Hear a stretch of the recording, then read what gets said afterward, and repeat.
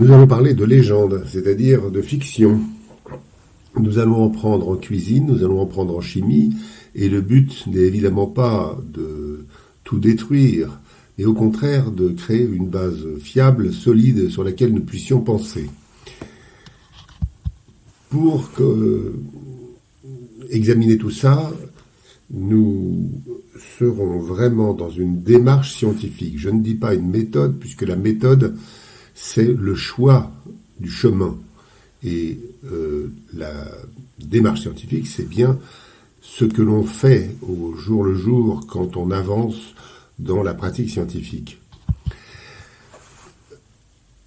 Il s'agit de sciences au sens des sciences de la nature. Et leur objectif, il faut le répéter, c'est de explorer les mécanismes des phénomènes. Il faut le répéter parce que beaucoup d'étudiants s'engagent dans des études de sciences et technologies sans vraiment savoir ce dont il s'agit. Il y a une différence essentielle entre les sciences de la nature et la technologie ou l'ingénierie. Ici, je me consacre aux sciences de la nature et l'idée essentielle que l'on doit garder quand on pratique ces sciences, c'est de tout mesurer.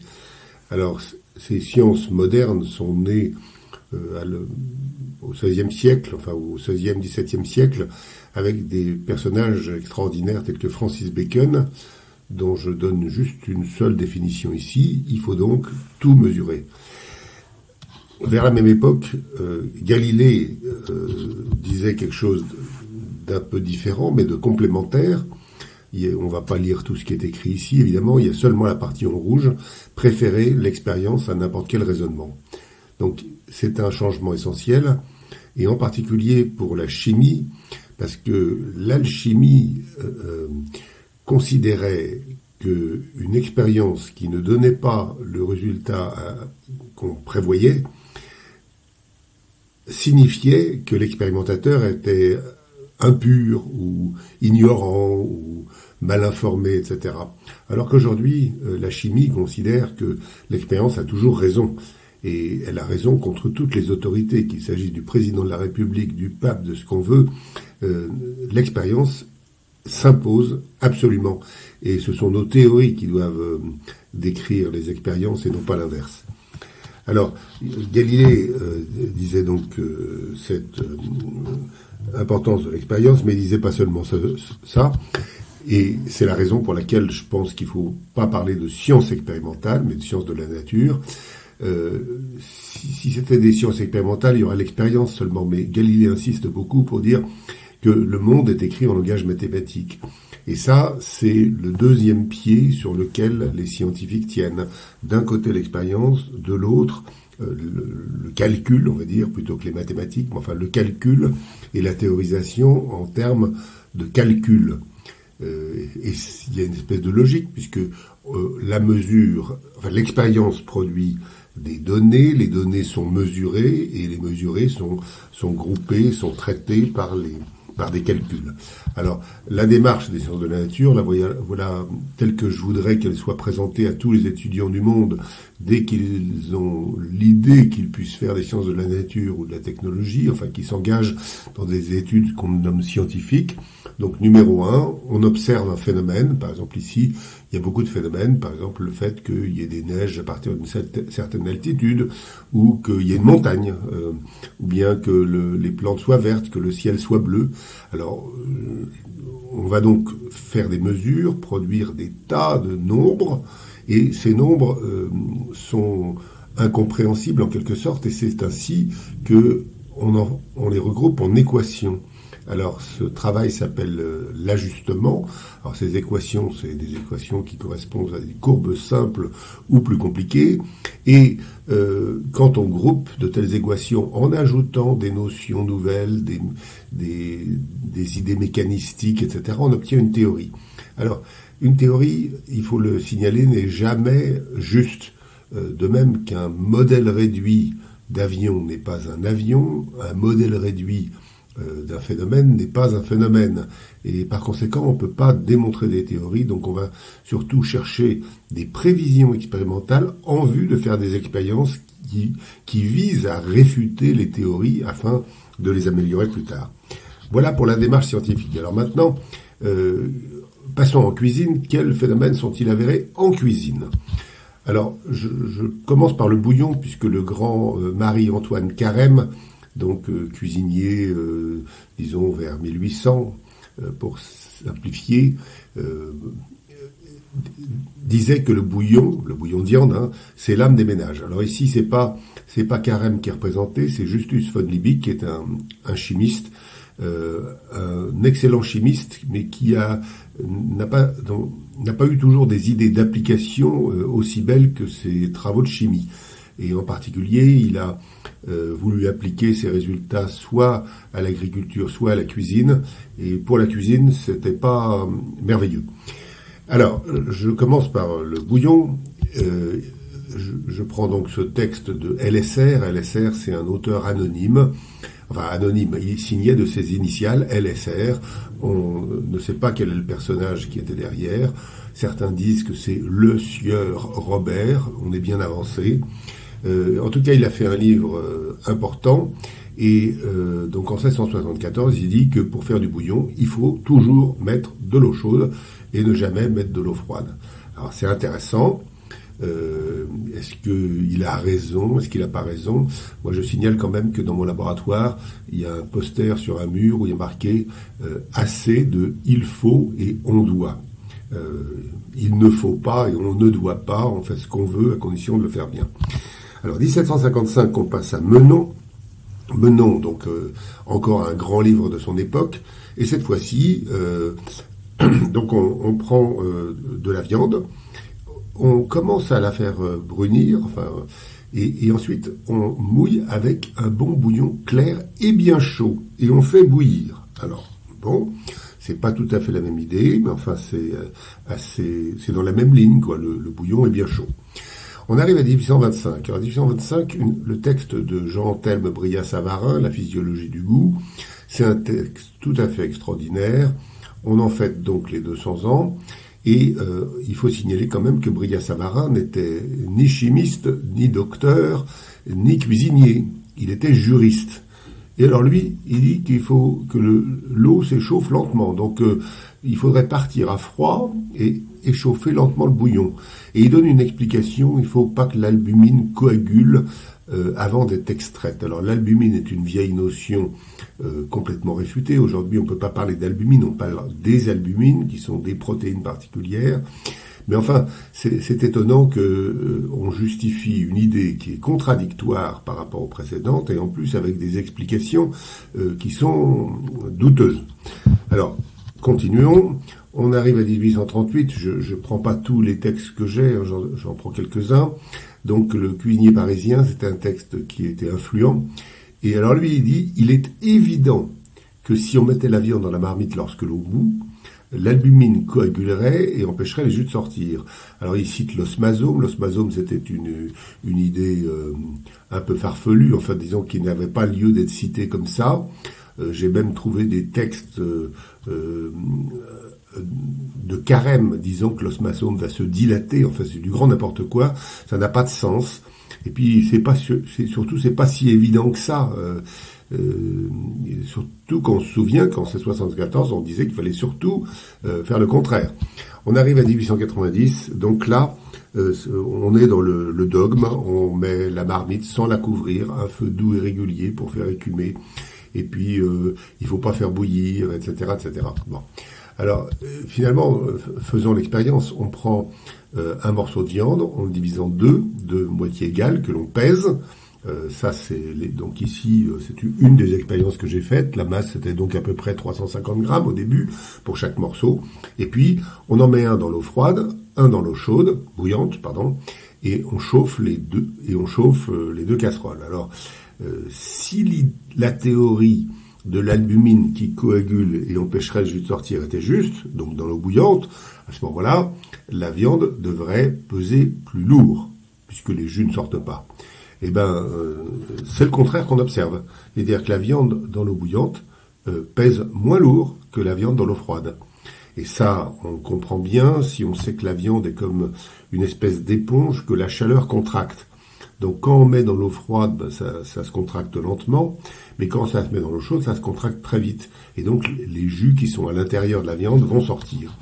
Alors là, le temps est en minutes, donc cette première expérience, on a fait durer 1 heure, mais quand on fait plus longtemps, ben on s'aperçoit que les deux résultats sont strictement les mêmes, au gramme près, ce qui est quand même tout à fait merveilleux, et la répétition donne bien le même résultat. Je signale que les incertitudes sur les mesures sont plus petites que les points. Ça, c'est pour mes amis scientifiques qui voudraient l'information.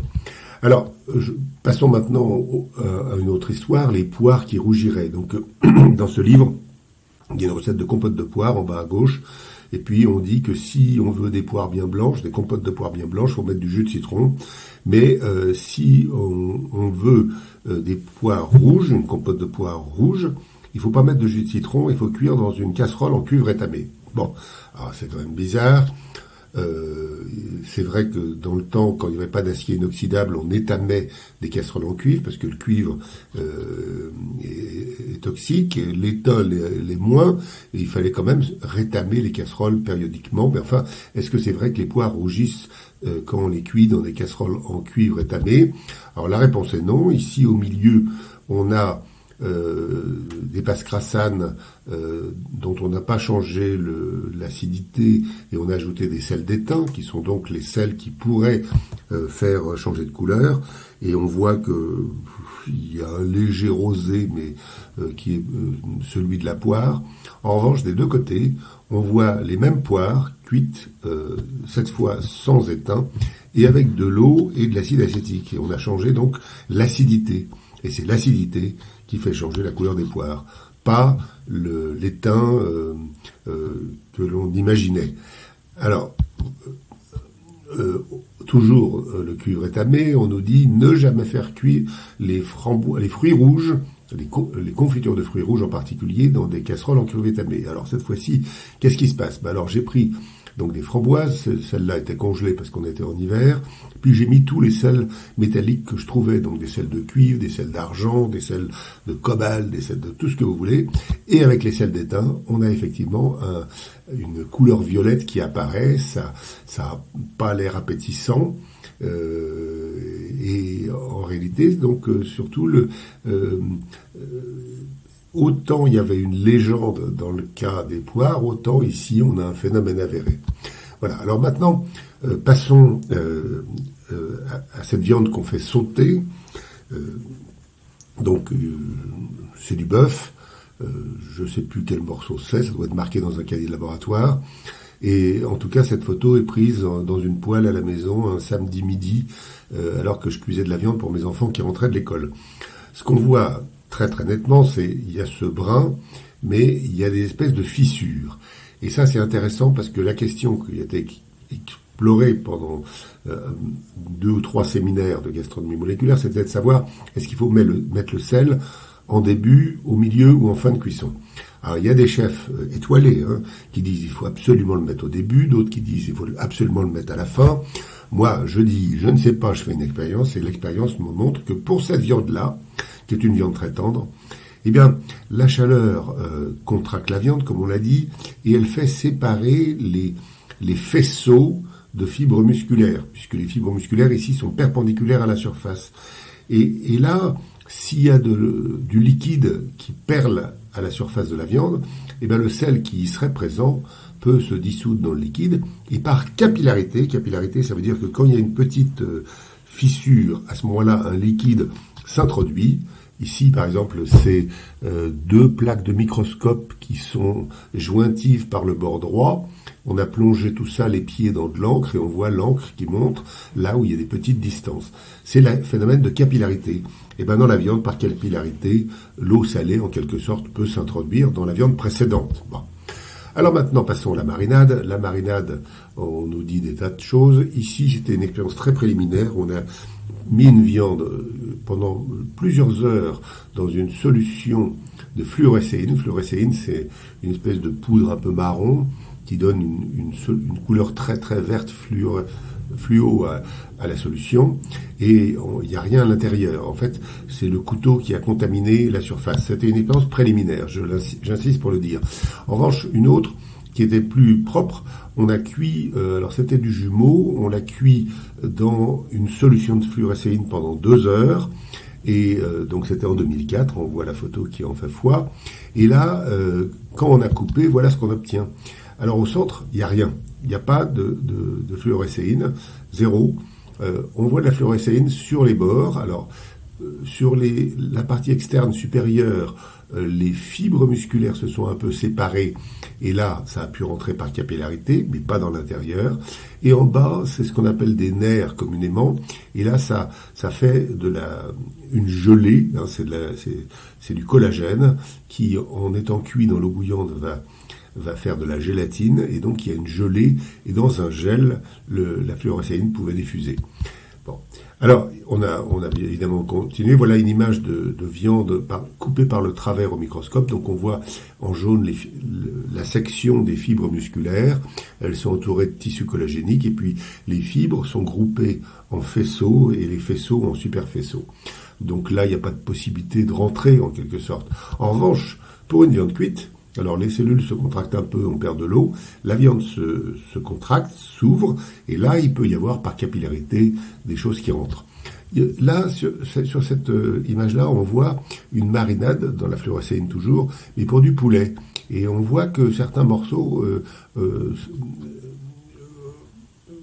prennent en quelque sorte la fluorescéine. Ça dépend des morceaux, c'est ça qui est très intéressant. Et c'est ça la vraie leçon de toute cette affaire, c'est qu'en réalité, ça dépend des viandes. Alors passons maintenant au soufflé, parce que les soufflés, j'ai une vieille passion. C'est comme ça que je suis tombé dans la marmite de la gastronomie moléculaire, si on peut dire, à propos d'un soufflé au Roquefort le 23 mars 1980. Il était dit de mettre les jaunes d'œufs 2 par 2, j'ai mis tout ensemble et le soufflé a été raté, mais la semaine d'après j'ai mis les jaunes d'œufs 1 par 1 et c'était réussi. En fait, c'était pas la question de tous ensemble ou 1 par 1, c'est tout à fait autre chose, et on va le voir. Alors, je commence donc avec ce soufflé initial. À l'époque, la théorie du gonflement des soufflets, c'était les soufflets gonflent parce que les bulles d'air se dilatent à la chaleur. Bon. Alors, c'est en anglais, les bulles d'air se dilatent à la chaleur. Il se trouve que quand j'ai calculé de combien ça pouvait se dilater, alors l'équation, il y a un T qui est passé à la ligne intempestivement, mais c'est PV est égal à nRT. C'est une équation élémentaire en physique, qui s'appelle la loi des gaz parfaits. On conclut qu'on peut obtenir 30% de gonflement. Alors évidemment, c'est pas juste parce que les soufflets ils peuvent doubler ou tripler de volume, donc il y a quelque chose qui va pas. Alors j'ai mesuré la température dans des soufflets, la pression dans des soufflets, puis finalement il y a une expérience toute simple qui a montré, qui a donné la clé du mystère, si on peut dire. Cette expérience consistait à peser le ramequin avec le soufflet. Alors il y avait 100 grammes de préparation de soufflet avant cuisson et après cuisson. Et après cuisson, il n'y avait plus que 90 grammes. C'est-à-dire qu'il y a eu 10 grammes de perdu. Alors ces 10 grammes, c'est évidemment de l'eau, ça peut être que ça. Et il faut savoir que 1 gramme d'eau, ça fait 1,5 litre de vapeur. Donc avec nos 100 grammes de préparation, on aurait pu faire 15 litres de soufflet. Alors, pourquoi est-ce qu'on n'a pas fait 15 litres de soufflet ? Parce que les bulles de vapeur s'échappent par la partie supérieure. Mais en corollaire, on voit aussi que pour faire gonfler les soufflets, il faut les chauffer par le fond. Parce que c'est si l'eau s'évapore au fond du ramequin que ça poussera les couches vers le haut et qu'on aura un grand volume. Alors, je prends une toute petite précaution pour dire tout ça a l'air très évident. Ça a l'air d'être un travail d'étudiants, de lycéens presque. Mais il faut quand même se souvenir qu'à l'époque, il y a eu de très bons physiciens qui se sont posés la question. Même un lauréat du prix Nobel de physique qui a regardé cette affaire et qui ne comprenait pas plus que nous ne comprenions. Aujourd'hui, ça paraît très évident, mais à l'époque, ça l'était pas. Bon, alors maintenant, pour terminer, Pierre Gagnère, chef étoilé, dit qu'il y a 3 lois de Hervé pour le soufflé. Cuire par le fond, faire des blancs en neige bien ferme. C'est vrai que j'ai montré que les blancs en neige bien ferme font des soufflés plus gonflés que des blancs pas fermes. Et puis faire surtout une croûte par-dessus, parce que comme ça monte droit et en plus, ça retient les bulles. Voilà pour le soufflé. Alors maintenant, encore un exemple simple, celui-ci, on nous dit qu'il faut mettre de l'œuf dans les pâtes à foncer. Alors les pâtes à foncer, c'est ce que certains appellent fautivement les pâtes à dresser ou les pâtes à sablées ou les pâtes brisées.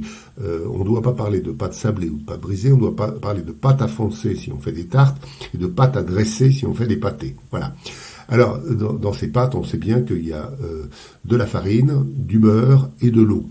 Simplement, l'eau, pour certains, c'est de l'œuf entier, pour d'autres, c'est du jaune d'œuf, pour d'autres, c'est du blanc d'œuf. Alors, finalement, est-ce que ça change quelque chose?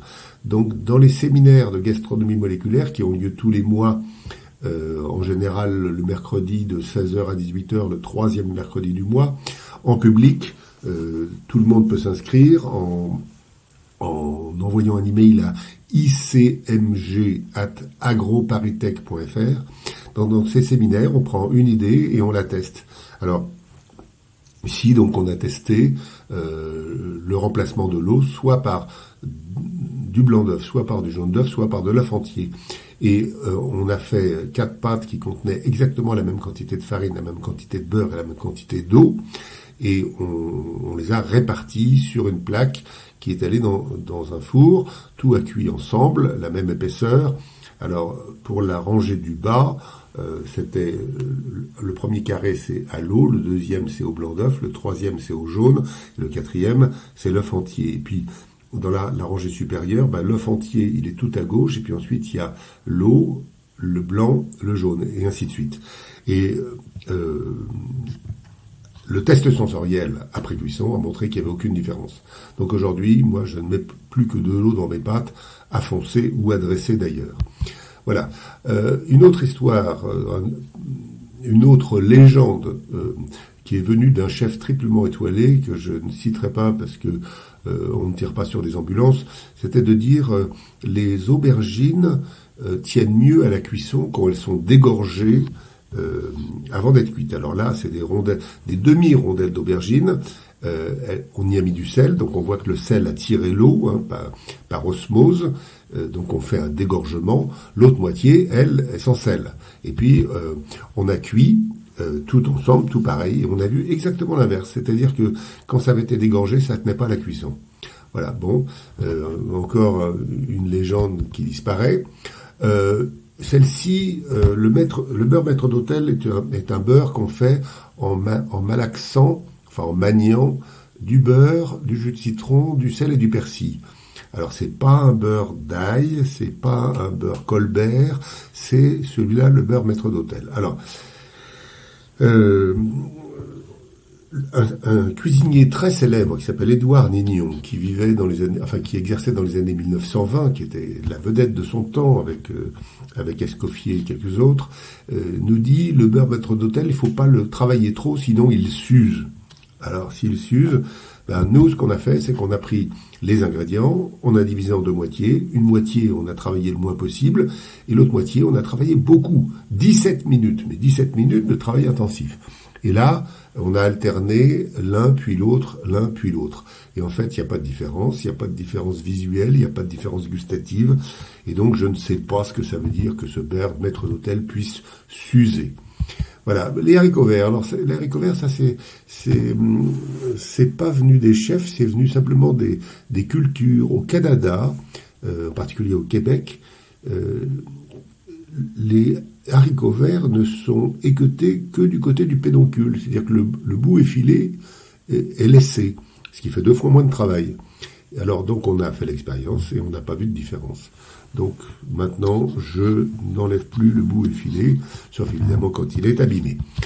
La pâte royale. Alors la pâte royale ou la pâte à la reine, c'est ce que certains appellent fautivement. Il faut ajouter que c'est fautif, pâte à choux, parce que ces pâtes peuvent faire des choux, et à ce point-là, c'est des pâtes à choux, mais elles peuvent faire des éclairs, et c'est des pâtes à éclairs.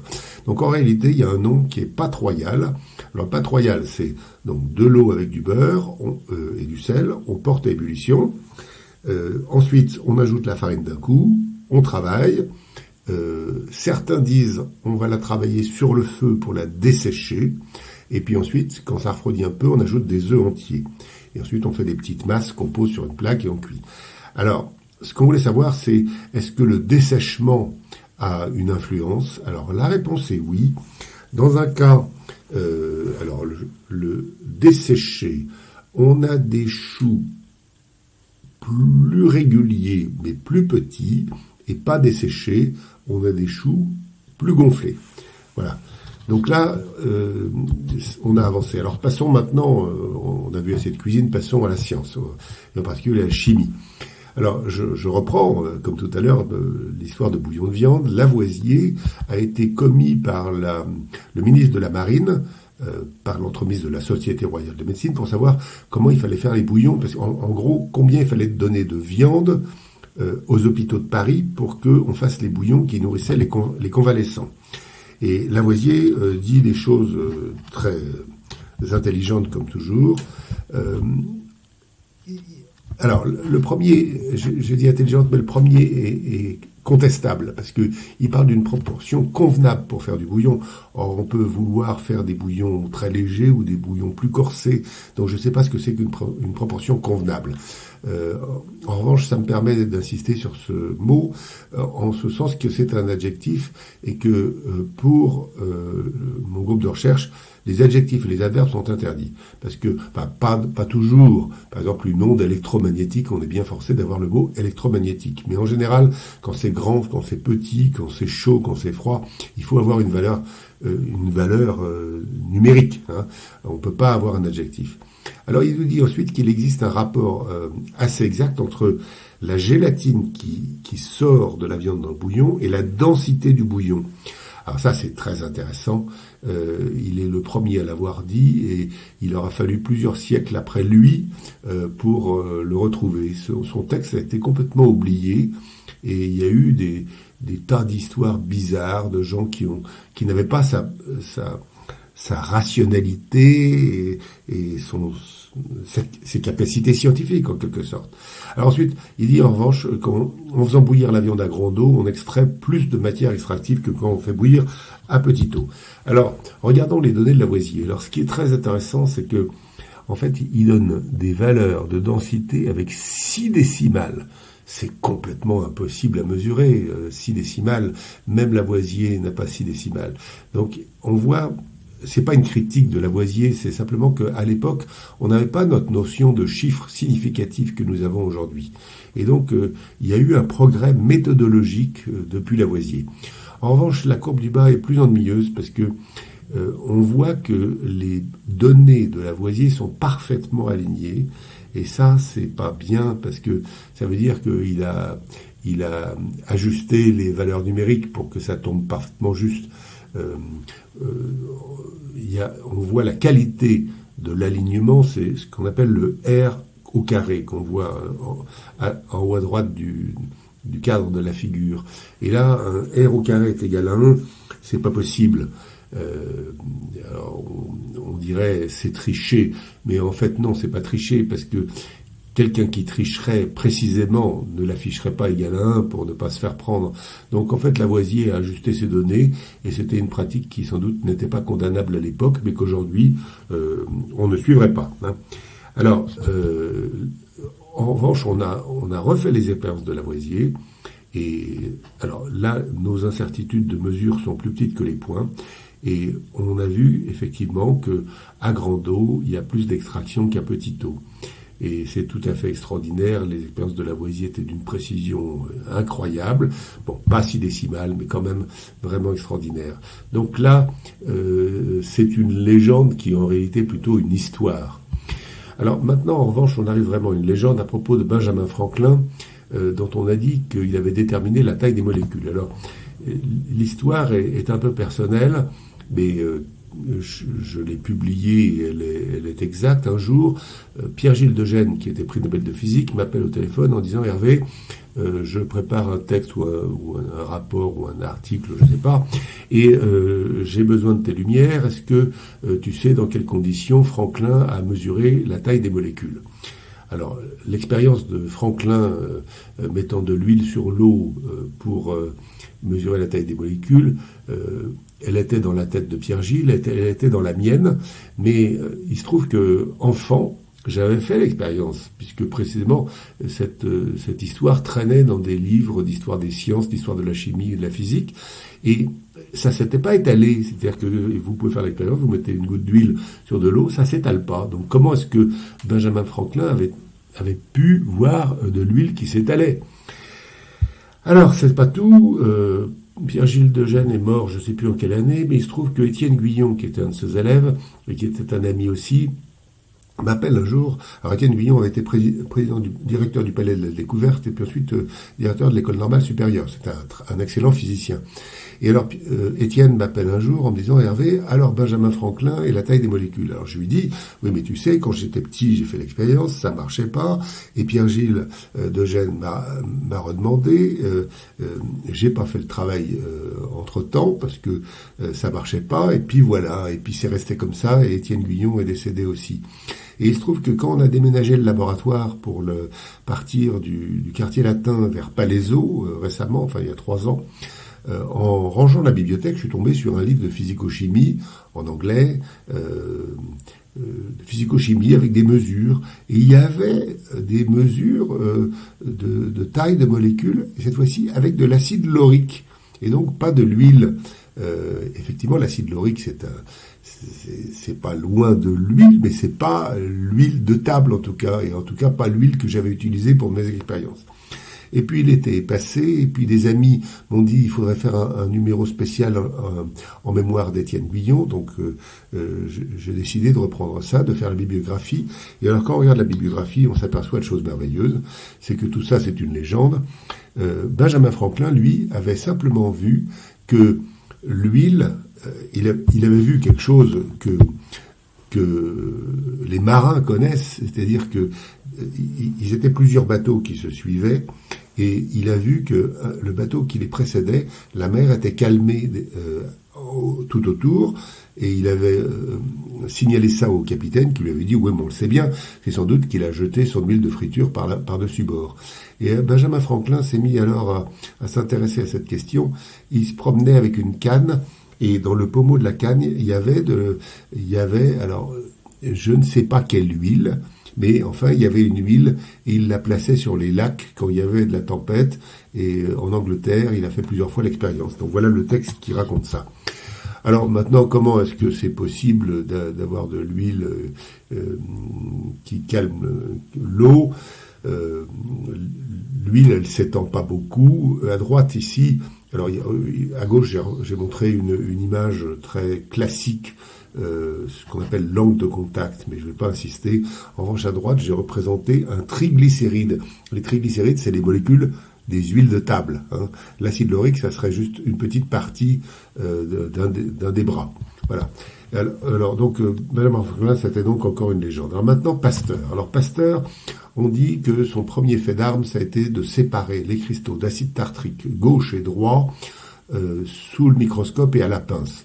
Alors, il y a quelques années, c'était le bicentenaire de Pasteur. Donc il y avait cette affaire-là, et on m'avait demandé de faire un texte sur Pasteur, donc j'ai décidé d'aller faire une recherche bibliographique serrée, comme d'habitude. Et alors là, je suis désolé, mais mon admiration pour Pasteur a été abattue. Alors elle a été abattue parce qu'en réalité, quand Pasteur a fait ce travail, il était étudiant dans le laboratoire de Balard, mais il était sous la direction d'un chimiste merveilleux qui était professeur de chimie à Bordeaux en visite sabbatique chez Balard, Auguste Laurent. Et Auguste Laurent, qui est, avec Charles Gerhardt, un des créateurs de la chimie organique moderne, avait enseigné au jeune Pasteur à faire ce qu'on appelle la goniométrie, c'est-à-dire mesurer les angles des cristaux, et d'autre part, de faire de la polarimétrie, c'est-à-dire mesurer combien les cristaux ou les solutions de ces cristaux font tourner la lumière polarisée. Et finalement, j'ai découvert et j'ai les textes à l'appui, que les cristaux que Pasteur a séparés avaient été préparés par Auguste Laurent. D'autre part, que ces cristaux, on n'avait pas besoin de microscope pour les séparer, parce que ils faisaient plusieurs centimètres de long. Voilà. Et quant à la pince, n'importe quel chimiste prend une pince. Alors, ce qui est plus grave, c'est que Pasteur donc a publié ce travail sans citer Laurent, sans citer Auguste Laurent, alors que un mois plus tôt, il disait à ses amis j'apprends merveilleusement avec un gars extraordinaire. Donc c'est tout à fait anormal. C'était les idées de Laurent, c'était les techniques de Laurent, c'était les cristaux de Laurent, et Pasteur a publié tout seul comme ça. C'est un peu honteux.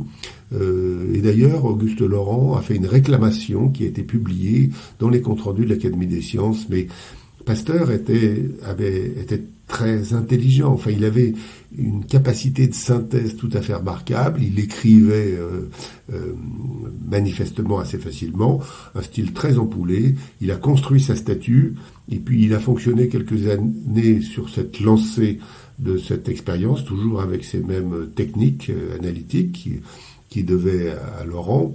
Et puis il a réussi à rien de bien, et c'est à ce moment-là qu'il s'est tourné, quand il était à Lille, il s'est tourné vers la microbiologie, et là il a fait des travaux qui sont sans doute remarquables, mais je ne peux pas en juger puisque je suis pas microbiologiste. Mais en tout cas pour la chimie, Pasteur c'est pas le grand homme qu'on a dit, et qu'il a dit lui-même, hein, ou qu'il a fait dire par son gendre, qui était un écrivain.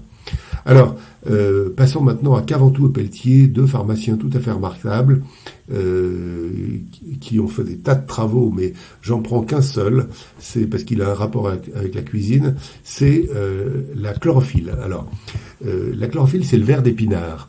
Le ver d'épinard, c'est ce que font tous les cuisiniers depuis très longtemps. On prend des épinards, on les broie, on les met dans un linge, on presse le linge, il y a un jus qui sort, on le met dans une casserole, on chauffe doucement, et il y a une écume verte très belle qui se met à surnager au-dessus d'un liquide marron.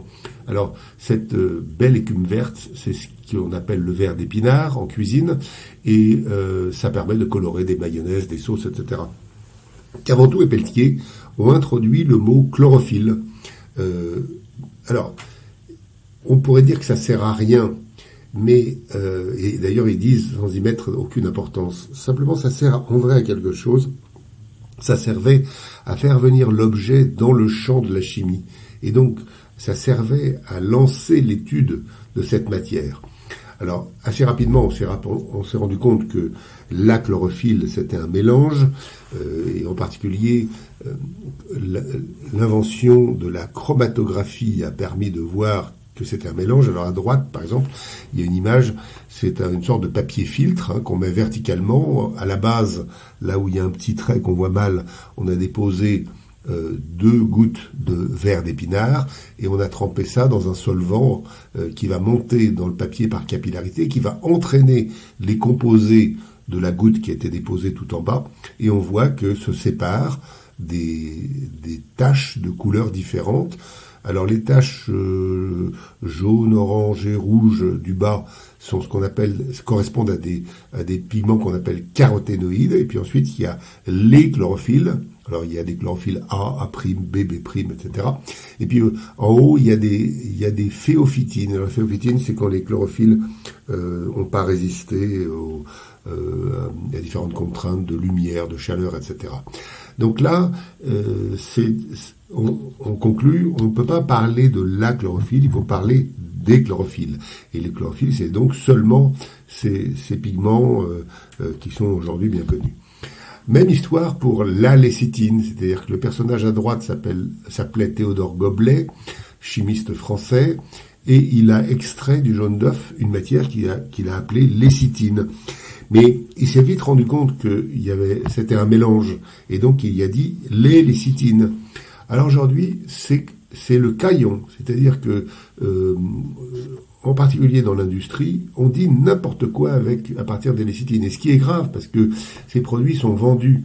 Alors j'en ai cité quelques-uns. Le premier dit un mélange composé de lipides polaires et de triglycérides. Donc il y aurait un mélange avec des phospholipides, glycolipides, et puis des triglycérides qui sont, disons, les molécules des huiles. Bon. Des lipides contenant du phosphore. extrait des œufs, tissu cérébral, mais c'est trop restrictif. Alors, etc. Je ne vais pas passer là-dessus, mais tout ça est très insuffisant, alors qu'il existe une définition très claire. Quand on veut une définition en chimie, on va regarder le Gold Book, le livre d'or de l'IUPAC. IUPAC, c'est International Union on Pure and Applied Chemistry, Union internationale de chimie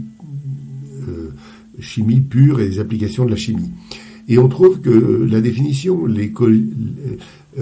ce sont des esters choliques, des acides phosphatidiques. Donc c'est tout simple, j'ai représenté la chose ici. Voilà.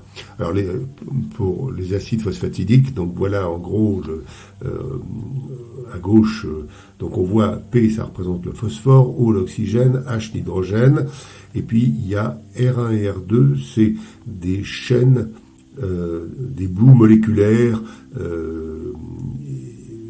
sur lesquels je ne vais pas insister. Mais enfin, voilà la structure de base.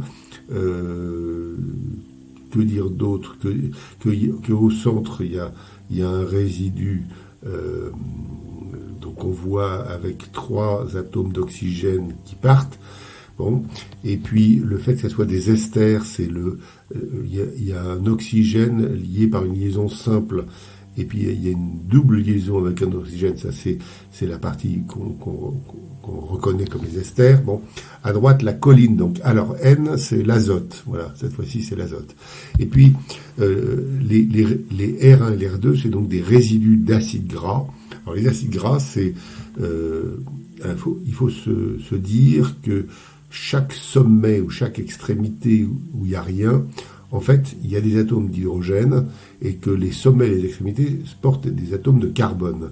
Donc, c'est des molécules hydrogéno-carbonées, donc hydrogène et carbone, sauf à une extrémité où il y a ce motif O et OH, qui est un motif d'acide carboxylique. Donc voilà pourquoi ça s'appelle des acides gras. Alors, ces acides gras ne sont pas présents dans les triglycérides ou dans les phospholipides, c'est un résidu d'acide gras qui est présent. J'insiste pas, et je passe à la réaction de Maillard. Alors, le problème de la réaction de Maillard, c'est que je suis fautif d'avoir popularisé cette terminologie et ces réactions, au point qu'aujourd'hui, les gens croient que quand de la viande brunie, c'est des réactions de Maillard. Alors, et certains disent c'est la réaction de Maillard, donc les réactions de Maillard. En général, quand on entend ce mot-là, il faut se dire que les gens ne savent pas de quoi ils parlent. Et surtout, j'ai découvert, il y a peu, que ces réactions ont été découvertes, non pas par Maillard, mais par Dussart. Alors, voilà Lucien Camille Maillard, il est né à Pont-à-Mousson, il n'a pas une vie extraordinairement gaie, il n'a pas démérité, hein, c'est pas lui qui est en cause, il a fait un bon travail, c'était un médecin, il a fait des études de biochimie, des travaux de biochimie pour sa thèse, mais il n'a pas découvert la réaction de Maillard, on va le voir. Alors ici, voilà un des textes qu'on trouve, donc qui est marqué, je traduis l'anglais, la réaction de Maillard était principalement découverte par le chimiste et médecin français Louis-Camille Maillard. Et puis après, ils disent des tas de choses, mais c'est bien faux. Hein.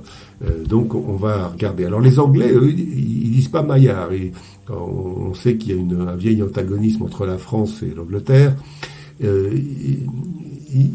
Les Anglais, souvent, dans les textes d'histoire de la chimie, ils citent Lin et Malting.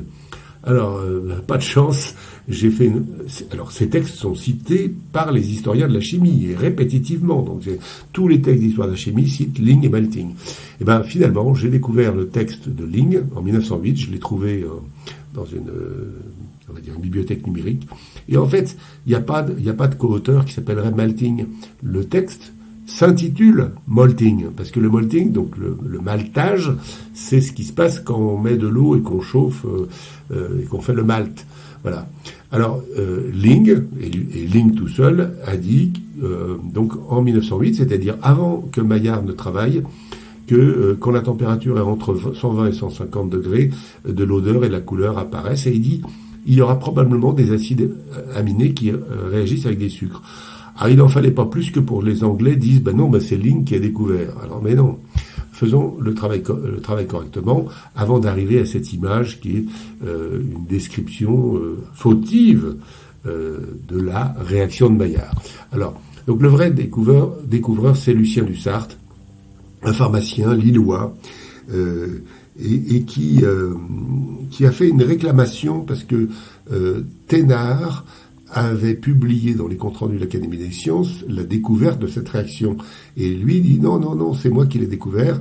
Et il cite effectivement un texte de 1856, c'est-à-dire bien avant Louis-Camille Maillard. Bon.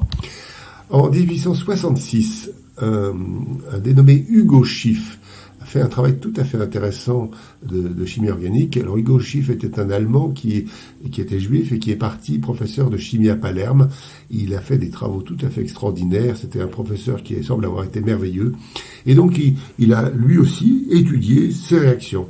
Bon, alors je rentre pas dans les détails, mais il a en particulier proposé un mécanisme pour la réaction avec ce qu'on appelle aujourd'hui les bases de Schiff. Bon. Je détaille pas cette diapositive, sinon ça serait trop long. Je passe en 71, et là, Saxle, un Allemand, qui continue, donc avec le lactose et l'alanine, donc le même type de réaction. Et puis, ce qui est intéressant, c'est que, à l'époque, la France n'admettait pas l'idée des molécules, alors que l'Allemagne l'admettait.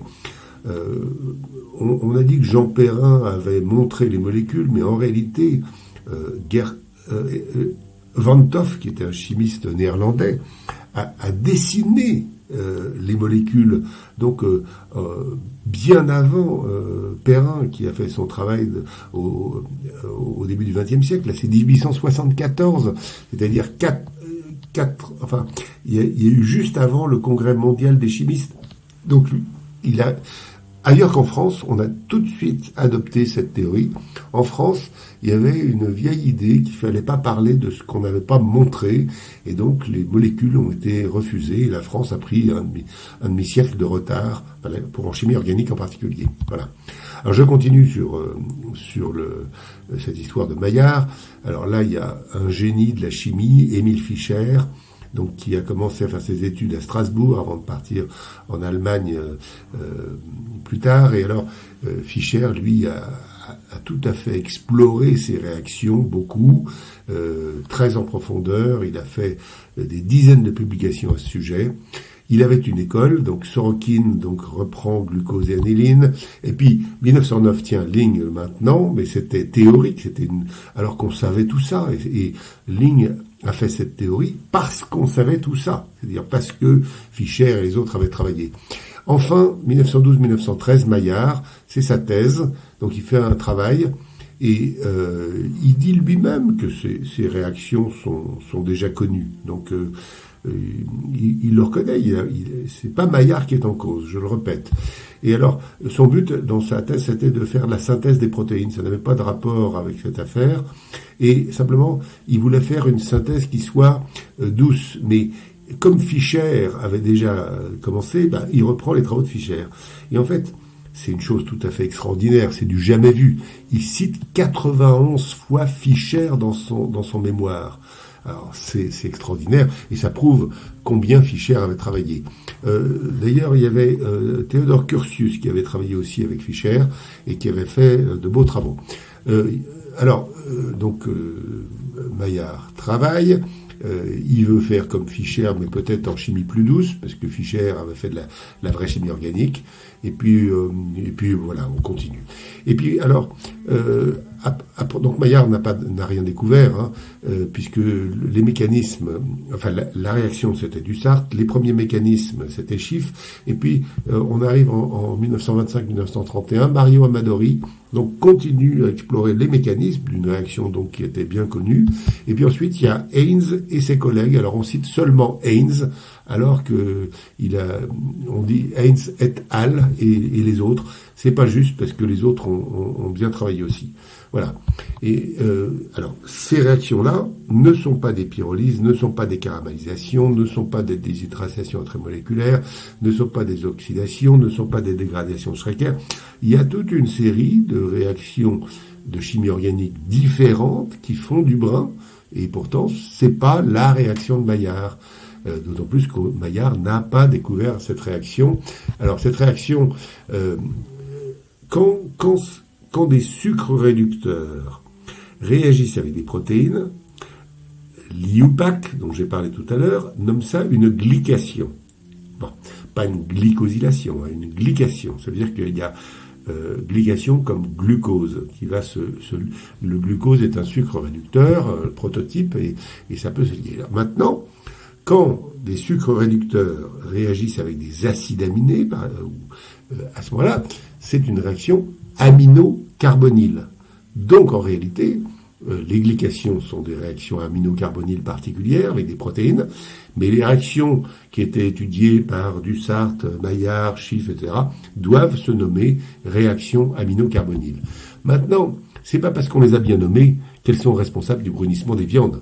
C'est-à-dire que dans un brunissement de viande, j'ai cité toute une série de réactions qui vont avoir lieu. Pyrolyse des protéines, caramélisation des sucres, dégradation de Strecker, etc., etc. Et donc, aujourd'hui, la vraie question, c'est de savoir quelle est la proportion de brun qui est due à des réactions aminocarbonyles ou à des réactions de pyrolyse des protéines, etc.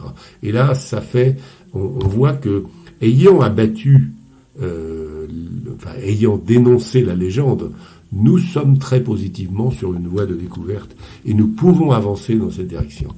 Alors, je termine en signalant l'existence d'un Handbook of Molecular Gastronomy où tout ça est raconté, plus plein d'autres choses. Le livre fait 900 pages.